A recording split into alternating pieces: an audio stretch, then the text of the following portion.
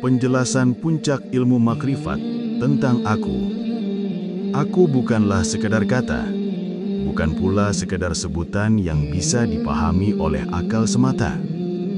Aku adalah rahasia terdalam dari keberadaan, rahasia hidup yang menghubungkan hamba dengan Sang Pencipta. Barang siapa belum mengenal aku, maka ia hanya mengenal jasad, tubuh, dan rupa. Tetapi barang siapa mengenal aku, maka ia mengenal rahasia hidup yang berasal dari Allah yang Maha Hidup. Rasulullah SAW bersabda dalam sebuah hadis qudsi, "Man arafa nafsahu faqad arafa rabbahu." Barang siapa mengenal dirinya, maka sungguh ia telah mengenal Tuhannya. Dirimu yang hakiki bukanlah badan kasar yang bisa dilihat mata. Badan hanyalah pakaian, wadah dan tempat singgah. Sedangkan aku adalah ruh yang datang dari Allah sebagaimana firman-Nya. Dan mereka bertanya kepadamu tentang ruh.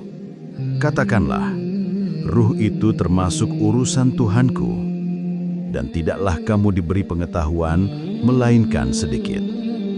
Surat Al-Isra ayat 85. Penjelasan hakikat aku. Aku bukanlah jasad. Jasad akan hancur, kembali ke tanah. Tetapi aku tetap hidup karena ia adalah tiupan ilahi. Aku adalah ruh. Ruh bukan milikmu. Ia titipan, ia pinjaman. Tetapi selama ia berada di dalam badan, ia menjadi sumber hidupmu, pendengaranmu, penglihatanmu, dan rasa dalam hatimu. Aku adalah rahasia Allah.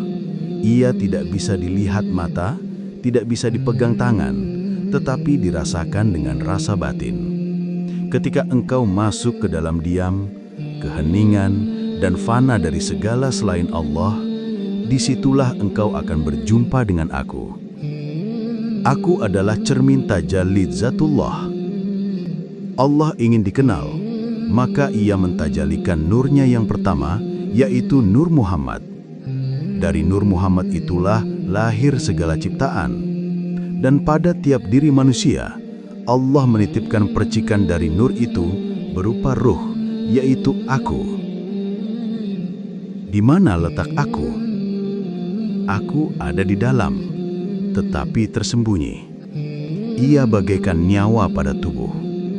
Ia ada dalam setiap nafas keluar masuk, dalam setiap detak jantung, dalam setiap denyut nadi. Tetapi orang lalai tidak pernah menyadarinya. Aku adalah rahasia rasa. Bila engkau mencari dengan mata lahir, engkau akan gagal. Bila engkau mencari dengan akal, engkau hanya akan berputar dalam kata-kata.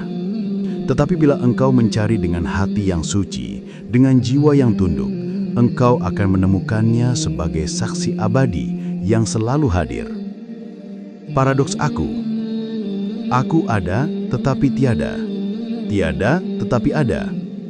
Ada pada hakikat karena ia hidup dari hayatullah. Tiada pada rupa karena ia tidak berupa. Aku bukan aku yang berbicara dengan lidah. Bukan aku yang berjalan dengan kaki. Bukan aku yang makan dengan mulut.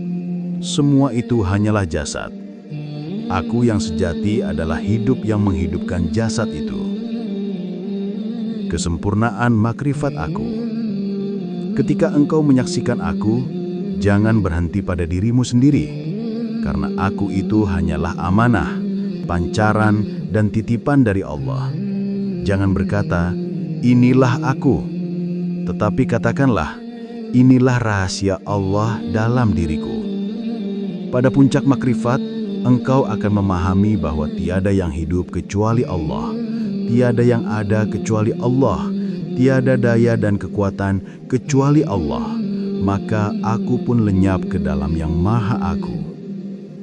Firman Allah, Allah adalah cahaya langit dan bumi. Maka aku sejati adalah cermin dari cahaya Allah itu. Bila cerminmu bersih, maka tampaklah nur Allah. Bila cerminmu kotor, yang terlihat hanyalah bayangan nafsu. Jadi aku bukan sekadar kata, melainkan pintu menuju pengenalan hakikat. Siapa yang benar-benar masuk ke dalam dirinya, menyelam ke dalam rasa terdalam, akan bertemu dengan aku sebagai rahasia Allah yang menghidupkan dirinya. Dan pada puncaknya, ia akan tenggelam dalam penyaksian bahwa tiada aku kecuali akunya Allah. Itulah makna dari kalimat tauhid, La ilaha illallah. Tiada Tuhan selain Allah. Tiada yang wujud selain Allah. Tiada aku selain akunya Allah. Mari kita perdalam lagi penjelasan tentang aku sampai meningkap lapisan terdalam yang menjadi puncak ilmu makrifat, agar tidak berhenti hanya pada pemahaman kata, tetapi benar-benar menyentuh hakikat yang gaib dan nyata dalam satu. Rahasia tersembunyi dari aku. Aku adalah ruh Allah, pancaran nur ilahi yang dititipkan pada tiap manusia. Namun, aku bukanlah milikmu. Ia hanyalah pinjaman, titipan, bahkan amanah dari Allah. Selama ruh itu berada dalam jasad, engkau bisa berkata, aku ada. Tetapi ketika ruh dicabut, aku pun lenyap. Disinilah letak rahasia terbesar. Aku dalam dirimu sebenarnya bukan dirimu, melainkan Allah yang sedang menyatakan hidupnya melalui dirimu. Firman Allah, wa nafakhtu fihi mir ruhi. Quran Surah Al-Hijr ayat 29. Dan aku tiupkan ke dalamnya Adam ruhku. Ayat ini menjelaskan bahwa ruh bukan berasal dari tanah, bukan dari darah, bukan dari daging, melainkan dari Allah sendiri. Maka hakikat aku yang sejati adalah rahasia Allah yang ditiupkan ke dalam wujud manusia. Lapisan-lapisan aku. 1. Aku jasmani. Inilah tubuh kasar, makan, minum, tidur, berjalan. Aku ini fana, akan kembali menjadi tanah. 2. Aku nafsani. Inilah keakuan yang merasa memiliki, merasa berkuasa, merasa bisa. Aku ini yang membuat manusia sombong, merasa hebat, padahal ia tidak memiliki apa-apa. 3. Aku ruhani. Inilah ruh yang menjadi sumber hidup. Ia tidak mati, hanya berpindah dari alam dunia ke alam barzakh, lalu ke alam akhirat. 4. Aku hakiki. Inilah rahasia paling dalam, pancaran nur Allah dalam diri manusia. Aku ini bukan dirimu, melainkan penyataan Allah dalam dirimu.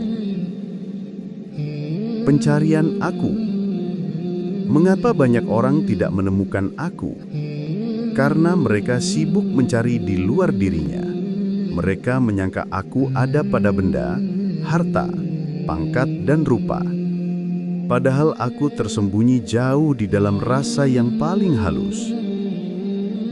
Aku hanya bisa ditemukan bila engkau masuk ke dalam diam, fana dari dunia, tenggelam dalam zikir, dan menghapus semua rasa selain Allah. Ketika semua suara dunia terdiam, semua bisikan nafsu terhapus, yang tinggal hanyalah aku. Paradoks aku. Aku itu ada dalam tiada, dan tiada dalam ada. Ada karena ia nyata memberi hidup. Tanpa aku, badan ini hanyalah jasad mati. Tiada karena ia bukan milikmu. Ia gaib, tidak bisa dilihat mata, tidak bisa disentuh tangan, dan kembali kepada Allah. Inilah yang dimaksud para arif billah. Aku ada tetapi tiada, tiada tetapi ada. Fana dan baka dalam aku. Pada awalnya engkau merasa, ini aku. Tetapi ketika engkau menempuh jalan makrifat, engkau akan menyadari, aku bukan apa-apa, aku hanyalah bayangan. Dan pada puncaknya, engkau akan berkata, tiada aku yang ada hanyalah Allah. Inilah makam fana, lenyapnya keakuan hamba. Setelah itu, Allah hidupkan kembali dalam makam baka, di mana engkau tetap hidup sebagai manusia, tetapi seluruh gerakmu, diammu, kata-katamu, dan hidupmu hanyalah karena Allah. Firman Allah, وَمَا رَمَيْتَ إِذْ رَمَيْتَ وَلَكِنَّ اللَّهَ رَمَى. Quran Surah Al-Anfal ayat 17. Bukan engkau yang melempar ketika engkau melempar, melainkan Allah yang melempar. Ayat ini adalah bukti bahwa aku sejati sudah lenyap. Yang tinggal hanyalah akunya Allah yang bekerja melalui jasad manusia. Puncak makrifat aku. Jika engkau mengenal aku dengan sebenar-benarnya, maka engkau akan mengerti makna kalimat tauhid bukan sekedar lafaz, melainkan sebagai penyaksian. La ilaha illallah.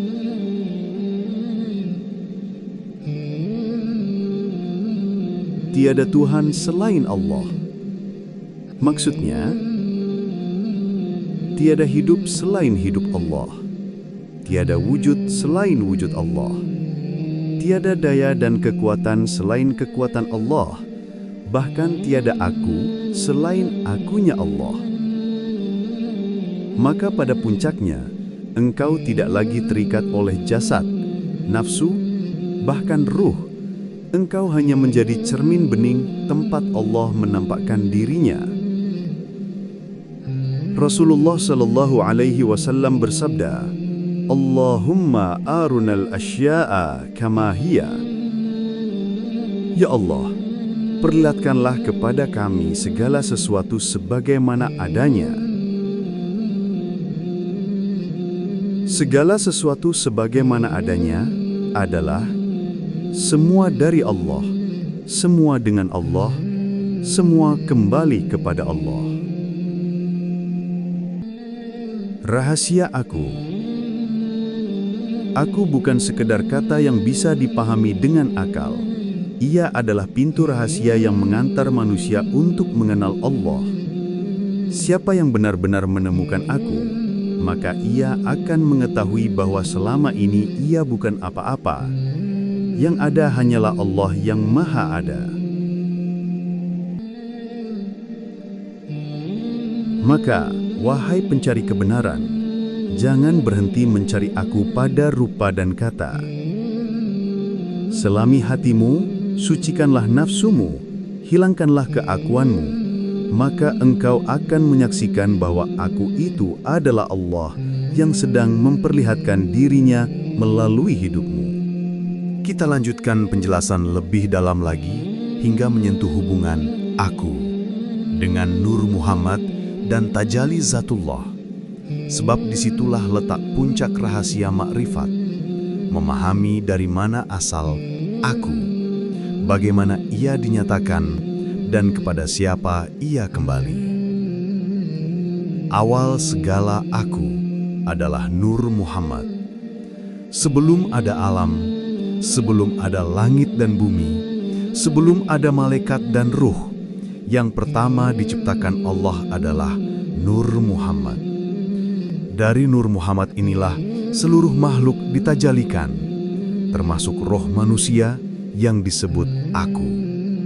Rasulullah SAW bersabda, Awwalu ma khalaqallahu nuri. Yang pertama kali diciptakan Allah adalah cahayaku, nurku. Nur Muhammad adalah cermin pertama tempat Allah menyatakan dirinya.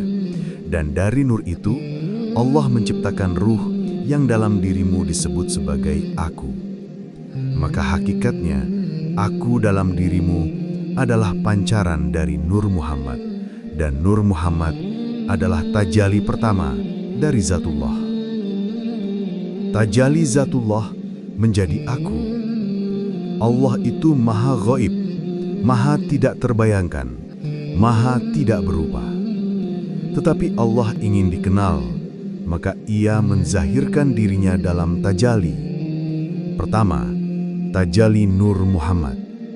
Kedua, tajalli ruh. Ketiga, tajalli jasad. Dari sini, engkau bisa melihat jalan turunnya rahasia aku. Dari Zatullah memancarkan nur. Dari Nur Muhammad memancarkan ruh. Dari ruh menghidupkan jasad. Maka aku dalam dirimu adalah kesinambungan tajalli ini. Ia bukan milikmu, tetapi berasal dari Allah melalui Nur Muhammad sebagai perantara. Rahasia hubungan aku, Muhammad, dan Allah. Para arif billah mengatakan, Allah itu batin Muhammad. Artinya, di balik wujud Muhammad yang nyata adalah Allah. Muhammad itu zahir Allah. Artinya, Nur Muhammad adalah pernyataan pertama dari Zatullah. Dan aku adalah rahasia Allah dalam diri insan. Artinya, ruh yang hidup dalam badanmu adalah percikan dari Nur Muhammad yang asalnya dari Allah. Karena itu, Allah berfirman dalam hadis qudsi, "Laulaka lama khalaqtul aflaka." Jika bukan karena engkau, wahai Muhammad, tidaklah aku ciptakan alam semesta ini. Maksudnya, segala ciptaan ini lahir karena adanya Nur Muhammad sebagai tajalli awal, dan roh manusia yang disebut aku adalah bagian dari tajalli itu. Aku sebagai amanah ilahi. Firman Allah, "Inna aradna alamanata alas samawati wa alal ardi wa alal jibali fa'abaina ayahmilnaha wa ashfaqna minha wa hamalahal insanu innahu kana zuluman zahula." Sesungguhnya kami telah menawarkan amanat kepada langit, bumi dan gunung-gunung, maka semuanya enggan untuk memikul amanat itu, dan mereka khawatir tidak sanggup, tetapi manusialah yang memikulnya. Sesungguhnya manusia itu sangat zolim dan sangat bodoh. Amanat yang dimaksud adalah ruh, yaitu aku. Langit, bumi, dan gunung tak sanggup menanggungnya, tetapi manusia menerimanya, dan dengan itu, ia menjadi makhluk yang paling mulia bila mengenal aku, atau menjadi makhluk paling hina bila mengingkarinya. Aku sebagai jalan pulang. Ketahuilah, wahai pencari kebenaran, bahwa hidup ini hanyalah perjalanan pulang. Aku yang ada dalam dirimu hanyalah tamu. Ia datang dari Allah, singgah sebentar dalam jasad, lalu kembali kepada Allah. Firman-Nya, "Inna lillahi wa inna ilaihi roji'un." Sesungguhnya kami adalah milik Allah dan kepadanya kami kembali. Maka aku bukanlah tujuan, melainkan kendaraan untuk sampai kepada Allah. Bila engkau berhenti pada aku, engkau masih dalam hijab. Tetapi bila engkau melampaui aku menuju Zatullah, maka engkau telah sampai pada puncak ma'rifat. Pada puncak ma'rifat, engkau akan melihat ruh hanyalah bayangan Nur Muhammad.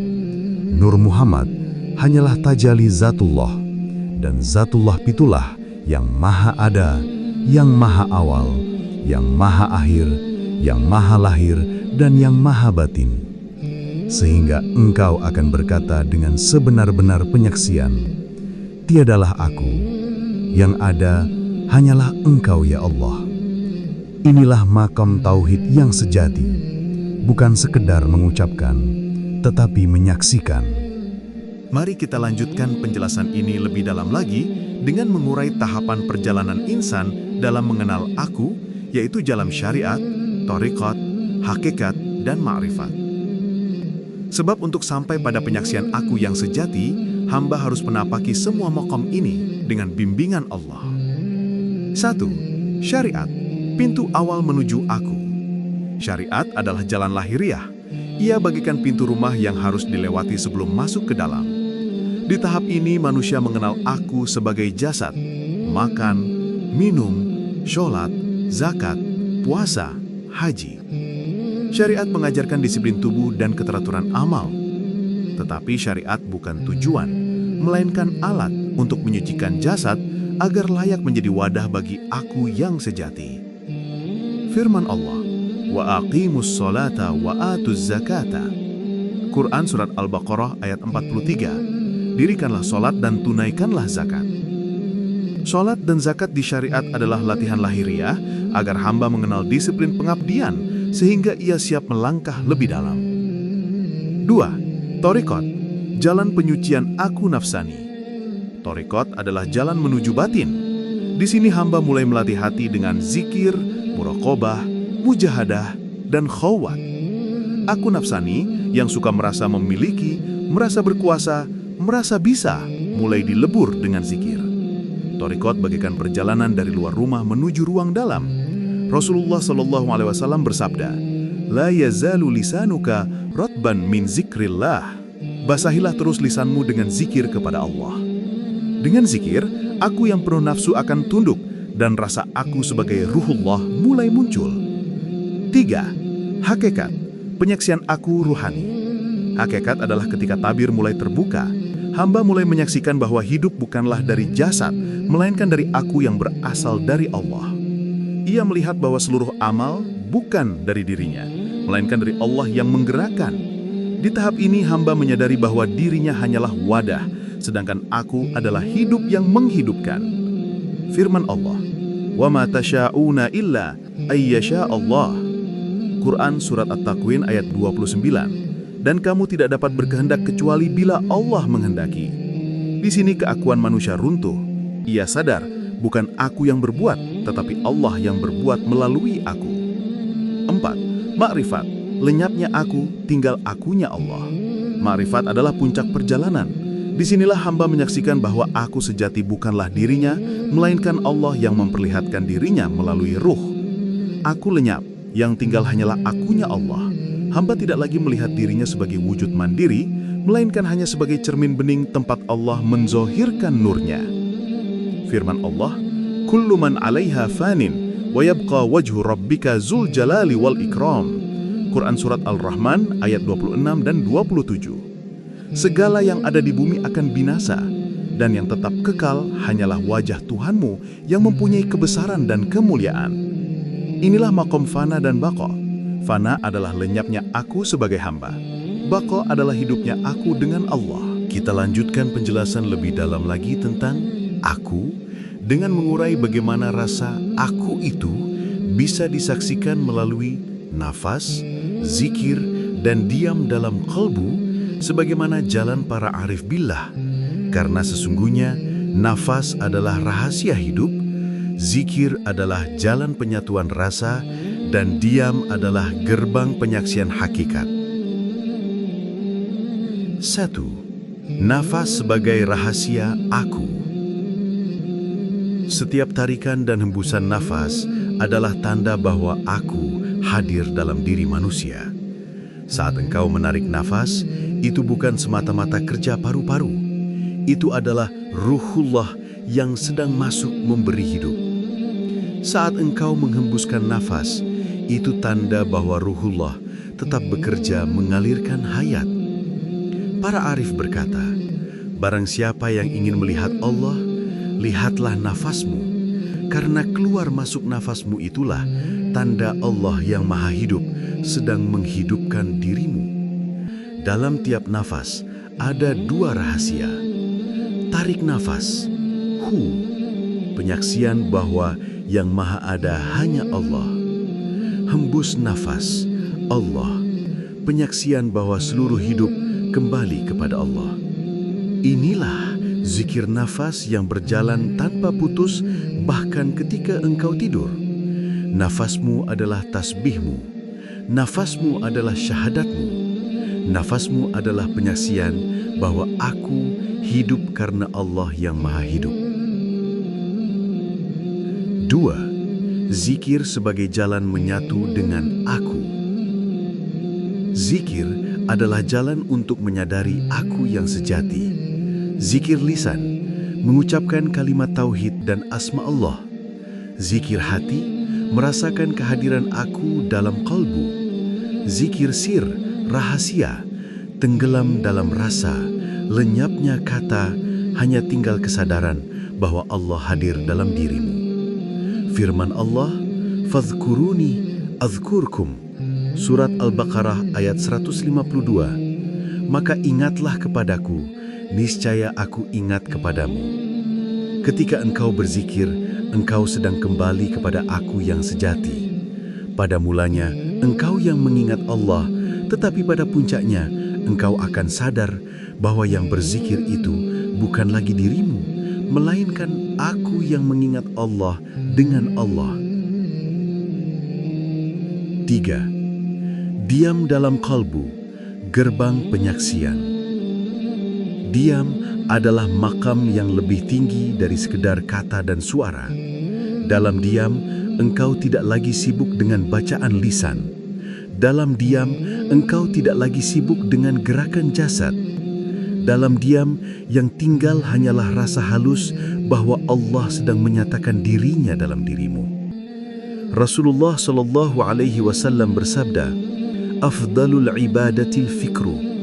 Sebaik-baik ibadah adalah diam dan tafakur. Tafakur adalah menyelam dalam kalbu, menembus sunyi hingga engkau melihat bahwa dalam sepi itu ada aku yang tidak pernah tidur, tidak pernah mati, selalu hadir dalam tiap detik hidupmu. 4. Menyaksikan aku dalam nafas, zikir, dan diam. Gabungan dari 3 jalan ini adalah kesempurnaan perjalanan. Dengan nafas, engkau menyadari bahwa hidupmu bukan milikmu. Dengan zikir, engkau meleburkan aku nafsani ke dalam aku ilahi.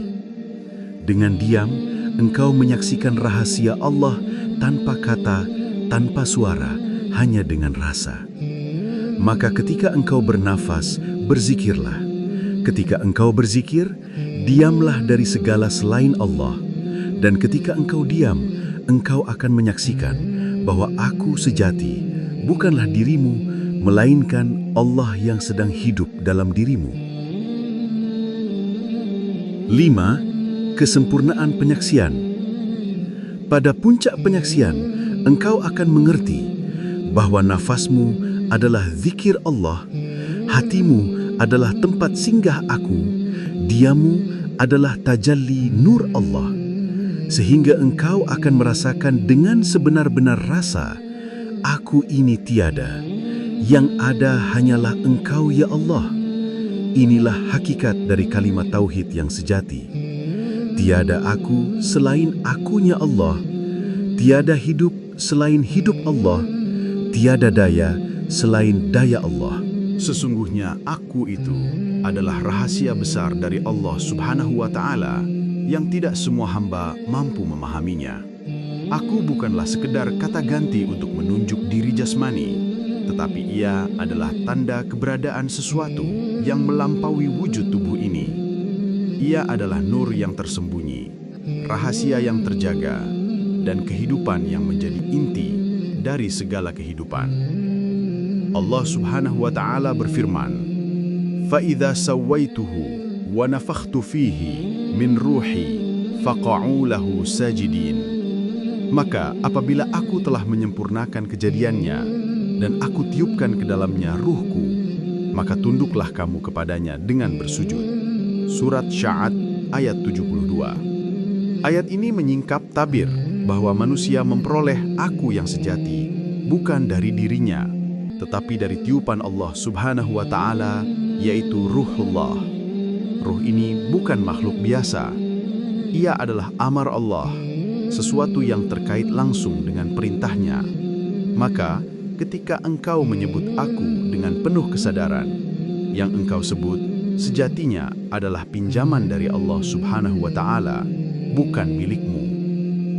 Aku yang sejati tidak pernah mati, karena ia bersumber dari yang maha hidup.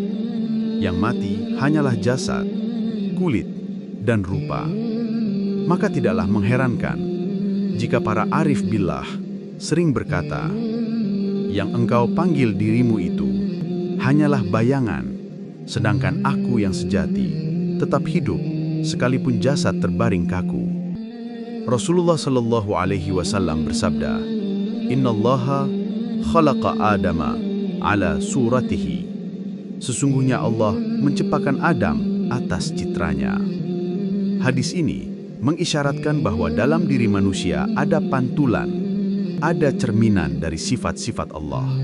Maka aku yang sejati tidak lain adalah pancaran nurullah yang dititipkan agar manusia mengenal Tuhannya. Namun mengapa banyak orang tidak menemukan aku? Karena mereka hanya sibuk mencari di luar, sibuk menumpuk pengetahuan rasional, sibuk mengejar dunia, tetapi lupa menengok ke dalam rasa. Padahal aku bersemayam di lubuk hati terdalam, di tempat yang sunyi, jauh dari hiruk-pikuk pikiran dan keinginan hawa nafsu. Aku hanya bisa dikenali dengan diam, dengan zikir, dengan tafakur, dengan fana dalam ingatan kepada Allah Subhanahu wa Ta'ala. Sebab ketika nafsu menutupi, maka aku terasing. Tetapi ketika hijab nafsu tersingkap, maka aku bersinar dengan terang. Karena itu, para waliullah berkata, barang siapa mengenal dirinya, maka ia akan mengenal Tuhannya. Maksudnya, barang siapa mengenal aku yang sejati, ia akan sampai kepada ma'rifatullah. Sebab aku bukanlah aku pribadi, melainkan aku yang sejati, ruhullah, nurullah, hayatullah. Dan puncaknya, engkau akan menyadari bahwa aku tidak lain adalah saksi yang Allah hadirkan agar engkau bisa menyaksikannya. Aku adalah cermin yang memantulkan cahaya, tetapi bukan cahaya itu sendiri. Cahaya sejati hanyalah Allah Subhanahu wa Ta'ala. Kita turun lebih dalam lagi, ke inti paling halus. Bagaimana kalimat syahadat La ilaha illallahu menjadi jalan langsung untuk fana, atau lenyapnya aku, dan baqa, atau hidupnya akunya Allah. Saya akan jelaskan dari aspek ontologis, dinamis, proses, praktis, latihan, tanda, buah, dan kehati-hatian atau amanat. 1. Syahadat sebagai realitas eksistensial, bukan sekadar lafaz.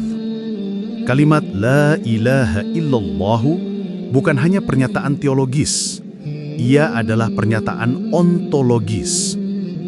La meniadakan segala yang bersandar pada keberadaan sendiri. Semua hakikat yang dikira berdiri sendiri dibawa ke meja persidangan batin. Illallah menegaskan hanya yang maha ada memiliki eksistensi sejati.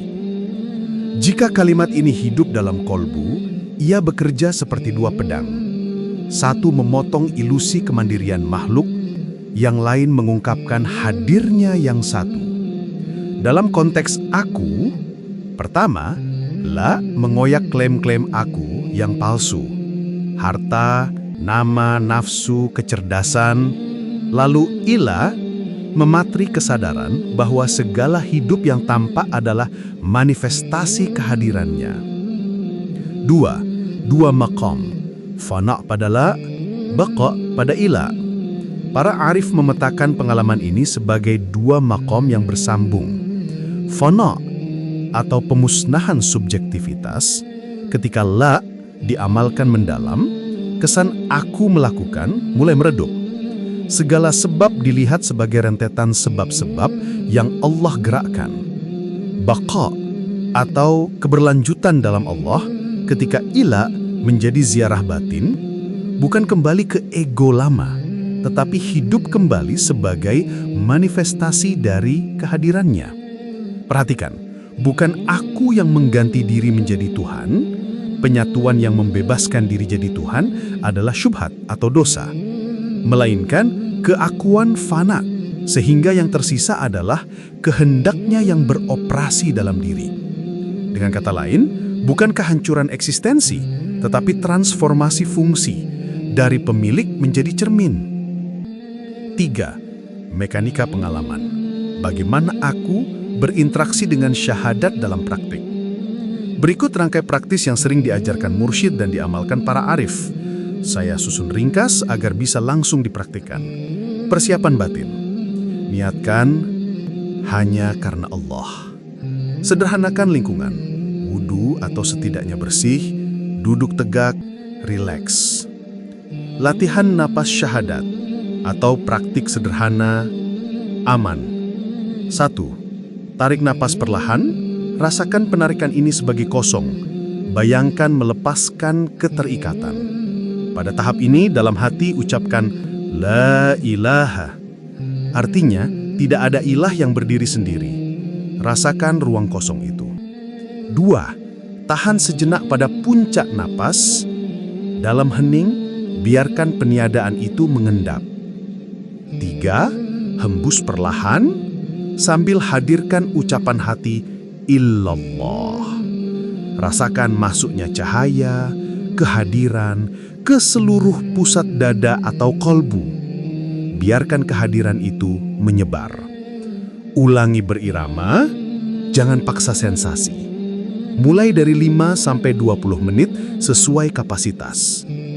Varian lanjutan atau murakabah. Setelah beberapa minggu, ubah fokus dari kata ke rasa. Periode la menjadi merasakan lengangnya ruang hati. Periode illa menjadi merasakan denyut kehadiran. Lama-lama kata hilang, tinggal saksi. Integrasi dalam amal harian. Jadikan sholat, bekerja, berinteraksi sebagai perpanjangan syahadat. Setiap tindakan, pendekkan niat dan ucapkan syahadat di kalbu.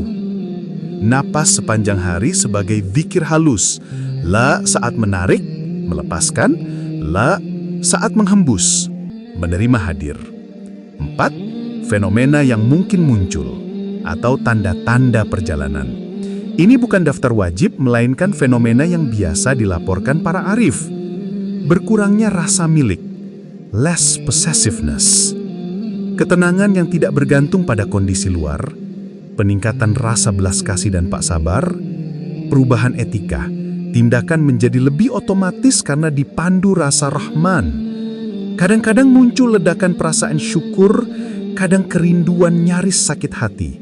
Dua-duanya tanda gerak batin. 5. Bahaya, batasan, dan panduan keselamatan spiritual. Perjalanan ini halus dan berbahaya tanpa pengawasan. Bahaya, klaim aku jadi Tuhan. Ini bukan ma'rifat, melainkan kesesatan. Maqam ma'rifat selalu kembali ke tauhid yang murni. Hanya Allah berhak untuk diibadahi. Bahaya pengalaman-pengalaman yang tak teruji. Penglihatan, bisikan, sensasi ekstase harus diuji oleh syariat dan akal sehat. Hadis, Al-Quran, dan nasihat ulama menjadi ukurannya. Butuh bimbingan. Seorang mursyid atau ustadz yang soleh dan punya sanad pengalaman sangat membantu menuntun, mengoreksi, mencegah kesombongan batin. Kesehatan mental. Jika muncul gejala psikologis, halusinasi yang mengganggu, kecemasan ekstrim, konsultasikan juga ke profesional kesehatan. Tidak semua pengalaman batin adalah makom spiritual. 6. Prinsip-prinsip asas yang mesti dipegang teguh. Berpegang pada syariat. Ma'rifat tidak boleh menafikan kewajiban syariat. Ikhlas, tujuan mesti kembali hanya pada ridhonya, bukan kekaguman orang. Tawakul dan adab. Kesadaran baru harus disertai adab kepada guru, adab kepada makhluk, dan adab dalam pemakaian ilmu. Berjalan bertahap, jangan buru-buru mencari puncak. Puncak akan datang bila jalan raya sudah ditempuh. 7. Metafora sederhana untuk memahami proses. Gelombang dan samudra. Aku yang biasa terasa seperti gelombang. Syahadat mengajar gelombang mengenal samudra. Gelombang tidak menjadi samudra, tetapi ia sadar bahwa asalnya, hidupnya dan kembalinya adalah samudra, cermin dan cahaya. Kolbu ibarat cermin. Tanpa dibersihkan, ia memantulkan debu nafsu. Zikir, la ilaha, membersihkan cermin dari segala yang bukan Allah. Illallah, membiarkan cahaya memantul. Penutup, sebuah doa singkat untuk penutup. Allahumma ahyil qalb bihaqiqati syahadatain waj'alna minadz-dzakirina asy-syakirin. Ya Allah, hidupkanlah hati dengan hakikat dua kalimat syahadat dan jadikan kami termasuk orang-orang yang terus berzikir dan bersyukur.